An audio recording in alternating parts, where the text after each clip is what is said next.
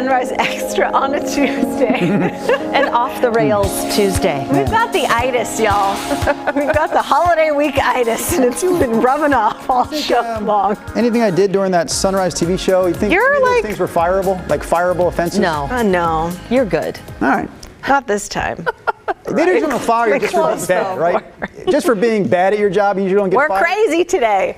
Yes, we are talking about, it's Thanksgiving week, obviously. You know, it's Tuesday, but for a lot of people it's a Thursday because maybe tomorrow is your last day of work before the holiday. So we're talking about kind of something phrased a little differently. So on Facebook, a couple days ago, we asked you, of course, what are you thankful for this year? And a lot of people's priorities have quite changed in 2020. And we're grateful for the real simple base core things.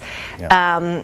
And our sister show, Daily Blast Live, did an interesting take on it. And they asked, is it okay to not be thankful this year because so many people have lost loved ones to coronavirus or, you know, the other things that happen all the rest of our lives, or, you know, they've lost jobs or their businesses have crumbled. This has been a totally bad year, obviously. Is it okay to not be thankful for some people? I mean, everybody's saying the same thing, right? When will 2020 be over? Yes. Right. Please let 2020 Rod, end. I would like you to start. Yes. Go ahead. Well, here's where I come in. For whatever reason, I continue to lead a very blessed life, and I realize that, and I am thankful for that. But it almost seems like it's an awkward year to be thankful for still having your job, to be thankful for none of your immediate family to be ill, to be thankful for, I think I've known 2 people in my life that have come down with the coronavirus, and they're both okay. They're both relatively young people. But then you think, boy, I don't want to. I almost feel like I'm rubbing something in the wound of people that have lost their jobs and have had people close to them get very ill and, you know, and in some cases pass away from the virus this year. So I just think that the topic this year has an awkwardness that, for me, that I haven't associated with that particular topic in years past. Does that make sense? Does that mean you're not thankful for those things, or you just feel the guilt of saying that out loud? Well, I mean, I guess I would have to say the latter. I mean, obviously, I'm thankful for my beautiful family, and everybody's is great. I'm thankful that my paychecks haven't stopped; they've kept coming in, and that's a huge thing for all of us. But I don't want to bring it up because I realize there are a lot of people that, you know, it's been the absolute nightmare of their life, this 2020. I do feel like this has thrown into stark relief lots of inequities, because I totally get what you're saying. 100% I do. But every single day of every single year forever, there has been loss and suffering and people without jobs, and we don't recognize that in our daily lives. We just don't. Right. And that hasn't changed. It's because now we see it like we haven't seen it before, because in our lifetime there hasn't been a pandemic, but there has been that suffering. And I'm not sure which one of you said it before we went on air, but I thought it was a great idea when we were talking about how Rod was feeling like not maybe wanting to say, hey, you know, the things are going okay. And somebody said, why don't we use this time to give back then? Like, instead of maybe for Christmas or the holidays doing something for ourselves, maybe doing something for just one other person. Somehow using that to give back to the community. Maybe that is a place to start. You know, you make a great point, Brenda, because I was thinking sort of the same thing the other day in terms of, you know, why can't we be thankful this year? We should always be thankful, in my opinion. Like you said, eventually, hopefully soon, there will be a vaccine and we'll get a handle on coronavirus. And this will be something that we talk about in the future, like, man, do you remember when? That was awful. We'll still have homelessness when that happens. We're still going to have hunger issues, you know, throughout the country, in our own state when that happens. There's always reasons, like you just said, for us to feel bad for other people. People that are, you know, Rod, to put it your way, aren't as fortunate as you are, that aren't living as charmed a life so to speak, as you are. And so I think, last year at this time, there were people living on the streets on Thanksgiving night. There were people dying of cancer on Thanksgiving night. And I was still happy and grateful and thankful for my family, for my health, and I still am this year. I am totally sympathetic to anyone who has lost their job, to anyone who has lost their business this year. I feel terrible for all the teachers and the kids who are going through a school year this year like no other. And a lot of them are struggling because of it. But that doesn't change the fact that I'm still very thankful that, knock on every piece of wood I can find, that my family and I have stayed healthy this year. And I'm absolutely thankful, I think you three are as well, that we continue to walk in this door every day and have a job to come to. Yeah. Definitely. And I think there's a difference between being thankful and like always having a positive outlook. Which is really hard to do, It's impossible to do. Yeah, I think what you're thankful for may dwindle down to, like I was saying, those core things of even if you've lost your job, even if you've lost a parent or loved one this year, to coronavirus. I mean, I've realized, summer made me realize how thankful I am just for fresh air and to go outside and, a neighborhood and sidewalks to be able to, look around and, feel the sunshine on your skin and go to the park, because you can't do all of those other, vacations or things you might normally be like, oh, wow, thankfully, I have a paycheck and I can go on a vacation or a trip. Well, we all can't do that, now, but just to be able to go outside and really those base things. But I don't blame you or anyone for not having a rosy outlook on things and to be down in the dumps like, we were talking about with Dr. Doreen the other day. Of it is really easy, and a lot of people are in a bad state of depression, combined with everything. And so I think it is an opportunity to be real and to be angry or upset about things, but I think you have to always find something to be thankful for.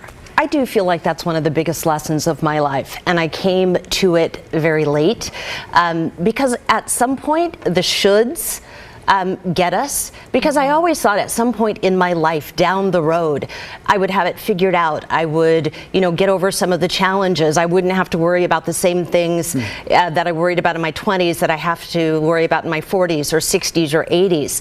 And I always thought that there was a there.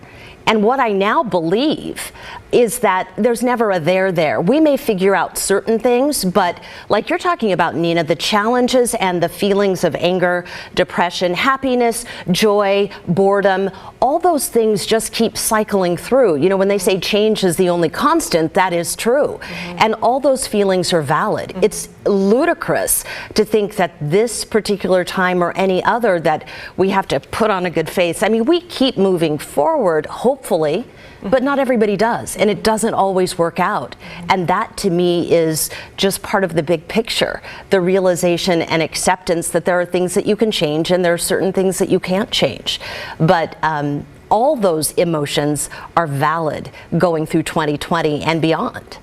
It's funny, I think about all four of us in our different situations and how we're sort of, in some ways, at least I am, learning from each other, because Brenda, I want to say your daughter's about 23. Am I on the money with that? 22. And my sons and Rod's daughter, 13, so just about 10 years behind. Nina has a 3-year-old, about 10 years behind that. So we're all sort of going through these things 10 years apart. Yeah. And I sometimes think about, like you said, oh man, when the boys are 21, 22, 23, I won't be dealing with this. Like, I'm going to be done parenting. But then I think about your situation. You're still dealing with things as a parent of older kids. And then I look at Nina and I think to myself, like, oh boy, she thinks this is a problem. It gets different, but it doesn't necessarily get easier. But I'm in like sleeping phases, and you guys are in, like social media and life, careers and all that kind of stuff. Yes, it's all relative. That's a little off topic, but as you were talking and explaining that, Brenda, I was thinking how we all sort of, learn from each other in our different life experiences. I want to jump into the comments though, because our Sunrise Extra viewers always have great things to say, and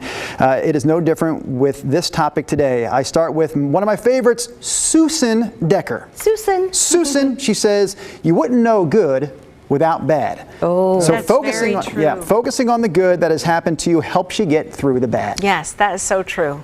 Susan, great comment to start. And we would never know we were happy, if we haven't experienced, tragedy or bad times in our lives, and then it's all relative of what you can smile and be thankful for. Right. You don't know to pull your hand away from the fire unless you feel the pain from it, right? Exactly. Yeah. Trish Anderson says, I always try to focus on what I'm thankful for. I think, really, what option do you have, says Trish. She says, and I've had many things to not be thankful for, including losing my husband to pancreatic cancer. Oh, I'm sorry. Carrie She's says, staying positive. I think we do better surviving in the world if we find things to be thankful for. It keeps you moving forward. Very good point, Carrie Bartlett. Yeah. You have to. I mean, I understand the crux of the question, is it okay to not be thankful this year? So there are certainly reasons to not feel great about life this year. But like you said, if you want to get through this thing, if you want to keep a positive outlook, how do you not find something to be thankful for? Because every time you feel sorry for yourself, whatever your situation may be, I was feeling sorry for myself the other night because I put up Christmas lights and 4 of them got stepped on and broken. And I was like, oh man, this sucks. It's a very does that, small thing, Yeah, does that yes. really suck? Yeah. No, that is not a problem at all. But you have to think about what you're thankful for, not think about the negative. Yeah. Shireen says, I get it, Rod. My child care business had to close for 2 months. This turns into a good story. But my families continued to pay for care, and I was paid, and I was able to pay my employees. Many child care businesses had to shut down for good, and I have guilt that I made it through and did not lose much during the time I was closed. I was very, very fortunate, and I think Shireen's saying she's thankful for that. Well, No, it sounds like the absolutely. families will continue to pay the child care costs even though she wasn't providing the child care. That's incredible. Wow. Jeff Lucas says this year we should emphasize it's called Thanksgiving.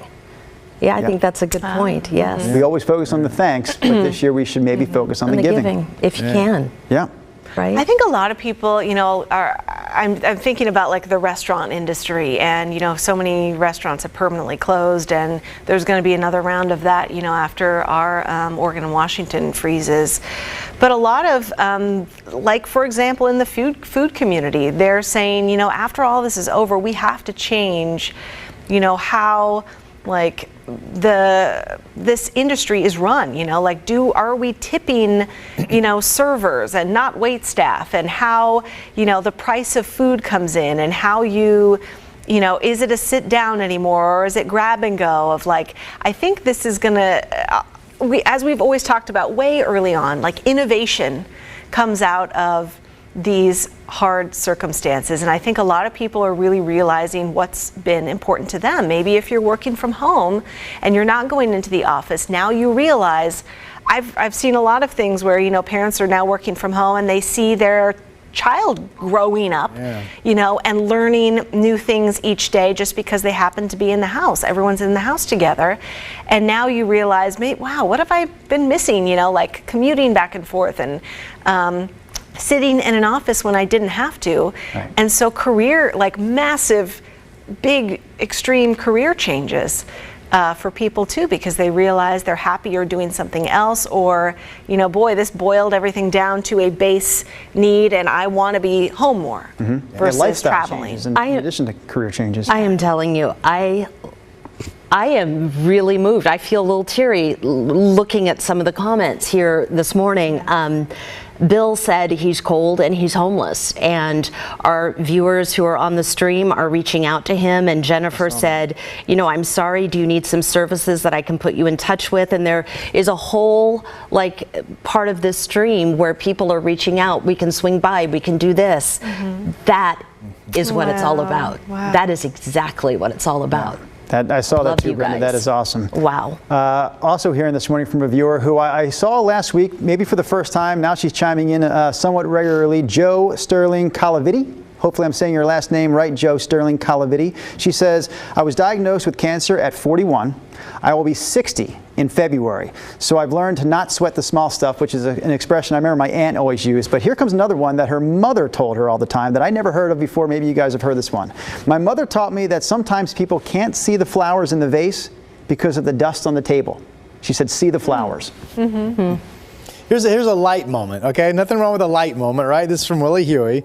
Says, extremely thankful for heated steering wheels. Have one now for the first time, and it's the pinnacle of human invention. Thank you, car gods. Yes. My wife loves her heated. She has that too. She loves it. Doesn't do anything for me, but my wife loves it. Brenda, while you were gone last week, we actually had Willie Huey Day on Sunrise Extra. I believe it was last Thursday. Just because he had come through with some great comments on Wednesday, we decided to dedicate Thursday's Sunrise Extra show to Willie Huey. Oh, wow. Yes.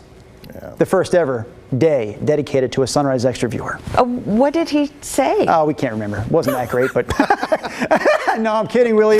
I don't remember exactly. It was like a series of just funny, quick-witted comments on Wednesday that we said, hey, dude, you're getting your own day on Thursday. But you know, seriously, what gets me through something, I needed that comment from Willie. I'm the person that I just need a little humor thrown in, no matter what the situation. Just sprinkle me with a little laugh every now and then, and it makes my day a lot easier. No, absolutely. Abdul Bassett on YouTube, thanks for weighing in. I'm watching all you guys on YouTube. He says, I think it's okay to be thankful and happy this year. The reason being is that you're not being disrespectful or looking down on people that have had so much taken from them.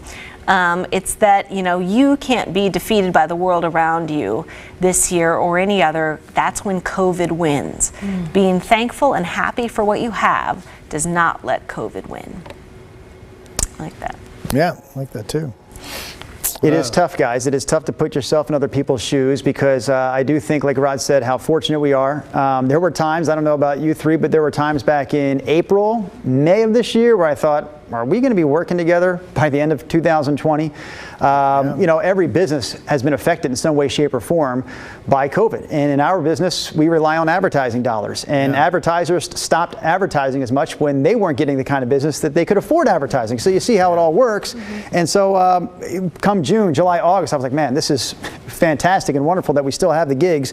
And then I just think about some of those restaurant workers. Number one, the restaurant owners, they're suffering. But the people who worked in the restaurants who, you couldn't prepare for this. Really, you can't put blame on anyone for suffering right now because they couldn't prepare for what happened to them this year, where it's like, you know what? Not just your place of business, but every place like your place of business will no longer do what we do, and then therefore you can't do what you do.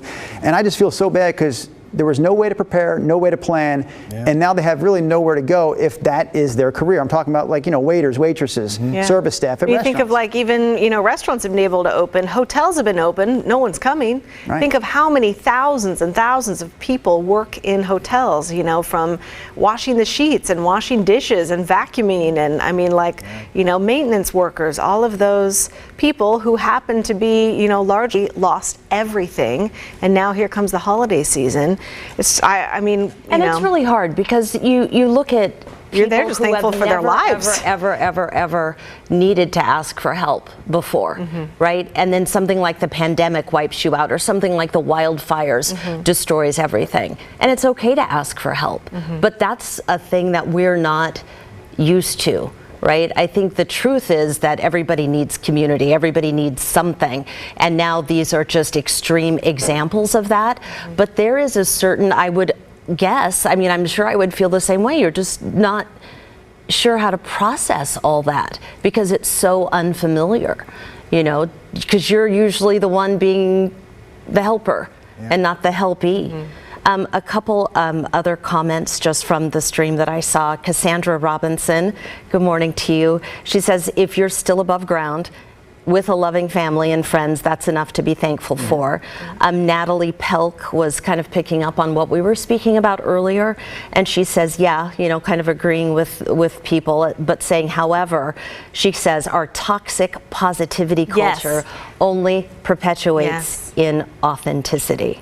I saw that comment too, and I'm just thinking, the other month when Kim Kardashian had her 40th birthday and she had everyone quarantined for 2 weeks so they could go to their private island that they rented and have a week-long birthday bash with hundreds of their closest friends. And it's just like, wow, how tone deaf are you? Read the room of what's going on. But all these, just the social media culture we live in is just like, happy this and click on that and look at, buy this coat that I'm wearing that I look so happy in, and my family all dresses in matching pajamas and we have to take our picture and blah, blah, blah. And it just gets It's too much. Yeah, it is. And then on the same, kind of in the same vein, opposite side of the coin, she has her husband melting down, being bipolar. I mean, it's like all over the place, and everything's just kind of out there. Everything seems extreme. Did you guys read Joshua Madrid's yet? I saw he posted a couple of things. What one are you looking at? Finding gratitude and thankfulness for even the smallest component of existence during this shared moment in time is a daily practice, and one that is difficult on some days. Like many, I struggle with this, but there are also many moments where I find my reason, purpose, and connection, and that I am thankful for. Carrie Bartlett, I live in Estacada. I had to escape the fires. My friend lost her home early on in the fires. Both of us found people who came out and actively helped both of us in different ways. It was so very heartwarming. Oh, I'm glad you're okay, Carrie. Yeah. Terry Hogenkamp, who we've heard from quite often on the stream over the last few weeks, and speaking of the fire, says her 85-year-old parents lost everything in the Echo Mountain fire. That was one of the many wildfires we had in our area just a few months ago. She says, thankfully, there was enough insurance money that allowed them to buy an RV, so that's where they're staying now for a while they try to find some other arrangements. But can you imagine that, 85 years old, you work your whole life, you live your whole life, you've got what you have now, and this is sort of like what you've worked up to, and she says all of that was lost for her parents in the Echo Mountain fire. Eric Smith says, trying to be thankful, it's tough. I ain't dead, nothing really hurts, and I'm not broke. I just need a little more to get out of this funk. The nothing really hurts part is the funny thing. Oh, you guys, these are such thoughtful comments. Jennifer really Taft. Jennifer Taft weighed in with 4 things that she appreciates in all of us. Now I've lost the comment, but I think I memorized it. She said, Brenda, I'm thankful for your kindness. Rod, she says, I'm thankful for your positivity. She said she was thankful for my humor, to each their own. Nina, guess what she's thankful for about you? I saw. Your analytic brain. I love Wow. How about that? the high praise. Yes, from Jennifer you. Taft. Thank you. All right. All right, says Rod Hill. Positive. All right. All right, you guys, thank you so much for chatting with us. I know it's an interesting topic of 2020. It's not December yet, people. 1 week from today, though. 1 week from today. Don't raise expectations I'm not going that, to. I don't want to even talk about December. We'll see you tomorrow. Bye, guys.